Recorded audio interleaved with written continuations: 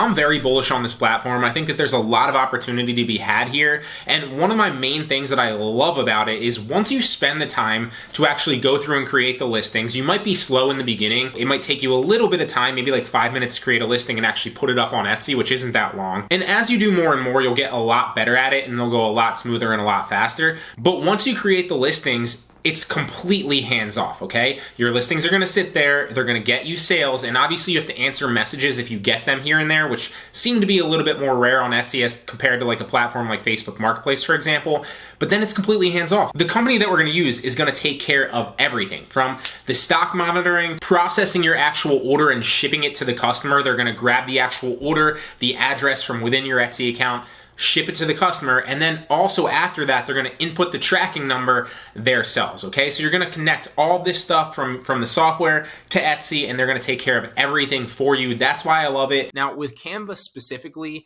it's really easy. There's two main things that I create, and I've been playing around with other things, but we're gonna keep it simple in this tutorial. We're either gonna create mugs, right? So print-on-demand mugs, or print-on-demand t-shirts. Now, those are the two easiest things to get into, the two, quickest and shortest barriers to entry. So that's why in this beginner tutorial, I'm gonna actually go ahead and teach you those. That said, once you get half decent at it and you have a little bit of skill involved after doing a few listings, you might wanna move into a different niche or a different type of product that doesn't necessarily have a lot of competition. An example of that would be like printed bags, right? Or another great example would be like printed hand towels. I've seen those kind of flying off the shelves lately. And so this works very, very well, but you don't just want to stay in the t-shirt and mug niche because that's where everyone starts. If you don't want to use Canva, I highly recommend using Photoshop. It's not that expensive to get started. I forget how much it actually is because this is just something I don't even pay attention to anymore. Obviously, I subscribe to Adobe, so I think it's like 20 bucks a month for Lightroom, Photoshop. I really don't pay attention to it anymore, so don't hold me to that specific number,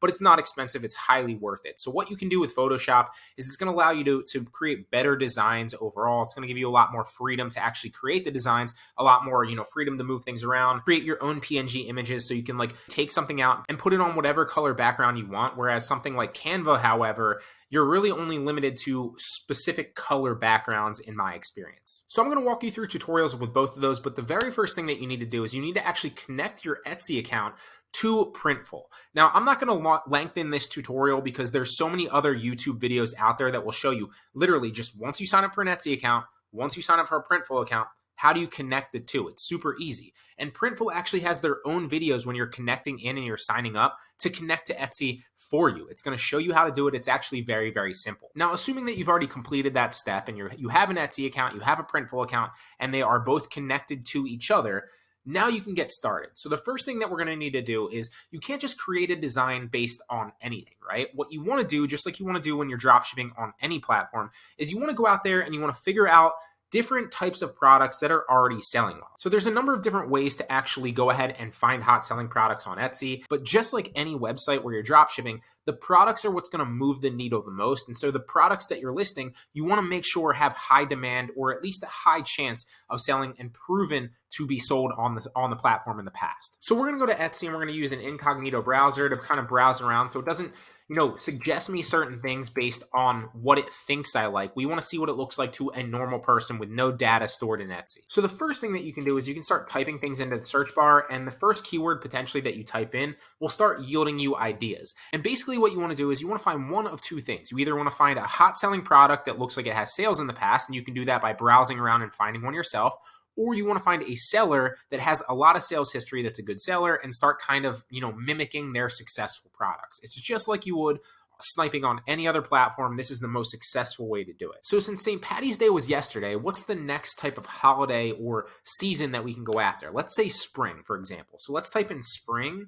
and you see spring wreaths for front door, spring decor, spring press on nails. And typing keywords into the search bar like this will actually show you different ideas going forward of what Etsy thinks you're looking for based on what other people are already looking for on the platform. So that's one way to do it. What I'm going to do to accelerate that process, just for the sake of the tutorial, is type in something like funny spring t-shirt. And we're going to make a t-shirt. And the next thing that you're going to want to do is you're going to want to look for products that are already selling. So you see that this one says popular now. We can check that one out. If it's ranked high, then you also could check that out. Or if it says star seller, then you could look into the seller. But let's just open a couple of these tabs and we'll start looking through. So let's open what part of this don't you understand? My Peeps might be an interesting one for Easter coming up. This one might be an interesting one. Hello Spring might be an interesting one. And you can go down. What you want to do basically before you actually create these is actually search that to make sure that there's not a lot of other competition out there. Whereas like there's 50 other shirts just like this. So this one's the first one we're going to check out. This one says it's popular now. So the very first thing that we're going to do is Men's Tea Chocolate Bunny Talking Funny Easter Holiday. We're going to search that into the Etsy search bar. So we're going to come back here. It's actually a new tab. Oh, forgot we're in the incognito browser. Search that in the search bar and make sure that there's not a bunch of t-shirts just like this. And you see that there are a large number of t-shirts like this, but nothing crazy that you potentially couldn't rank for. I see maybe 8 of them. So there's space here to rank for this actual keyword. A good example of this might be something that's a little bit more, surefire with like a specific title. And you'll type that title into the search bar and you'll see that there's like an entire first page of pretty much the same shirt with just slightly different lettering and slightly different colors. So that is not the case for this one. So this one could be an interesting idea. So the next thing that you could do is you can come down and you could reverse engineer the seller's best listings if the seller obviously has a lot of experience. So this is a popular shirt. We're going to actually mimic this shirt as well, but you can also see that it's sold by Extra Fly Apparel, who has over 23,000 sales here and they're 5 stars on the platform. So we're going to open up their store and we're going to start looking through their best product. So they actually have a lot of different products, but what we're basically looking for here is something that's going to say hot selling product or showing us that there's a lot of sales. You could also go down at their most recent reviews and see which of their products are actually selling well. So to give you an example of how we're going to recreate the shirt, you can either use Canva or you can use Photoshop. For this specific tutorial, I'm going to use Photoshop because that's what I like, but Canva is just as easy. It's really, really simple to play around with. And if you need to learn Canva, you can probably learn Canva in like 15, 20 minutes by watching a simple tutorial. So we're simply going to recreate something just like this, but maybe put our own spin on it. So we're going to find chocolate looking bunnies just like this. All right, so we found an image very, very similar. And now we're just going to download the image and we're going to rip those bunnies out of the picture. We'll just save the image. We'll bring it open in Photoshop. And specifically with Photoshop t-shirts, you want them to be 4,500 by 5,400. Those are the best dimensions to create on an image for a t-shirt. So you'll see this is going to be like the main part of the t-shirt. Now we know what we're working with. So we're going to open that picture that we just downloaded. With the bunnies, simply quick select it, which means we're just going to take the bunnies out of the original picture. And now we're just going to quick select the bunnies and grab them from the image. So now we have the bunnies. One tip that I will give you is make sure that you utilize all of the space that you have in this actual frame. You don't want a little design on a big t-shirt unless that's what you're actively going for. Now I also went to Google and we're going to open up 2 speech boxes really fast. I just downloaded those off Google as well. And we're going to need to select these with the quick selection tool just like we did before. Now that we quick selected it, we're going to just drag it over. And now we're going to do the same thing with the other one, just quick select it. And now we've pretty much replicated the shirt. We just need to add some text there. All right, and there we go. We pretty much replicated the shirt. So what we basically did is we took these images off Google, we put them in there. We then found some speech tabs. We literally wrote "my butt hurts," and then we changed it up a little bit with, instead of saying what, he's got like the shocked or like the, I don't even know what you would call that face, but we put that emoji in there to kind of switch it up. And that's pretty much what the original shirt looks like. We just kind of put our own spin on it. Now, before you actually upload this, because unless you're uploading this to a white shirt, and even if you are uploading it to a white shirt background, the whites might not still be the same color. You can also learn these basics of Photoshop super fast within like a quick course or something like that. It won't take you very long. Canva's a lot easier to use, but again, you can't rip the actual picture out with PNG like I'm about to show you. So if this was your t-shirt and you were using like Canva, you'd have to put this on a white background because you can't remove the background. If you are on Photoshop, one of the benefits of that is that you can just hide the background now and then it turns into a PNG and you can save this picture and then put it on whatever background shirt you want. So we're going to export this now as the PNG. And now what you want to do is you want to go back into Printful. You're going to go to your stores. You're going to go to add a product. And now you're going to find a t-shirt. So you can type in t-shirt here. I know where they are. So I'm just going to go to men's clothing.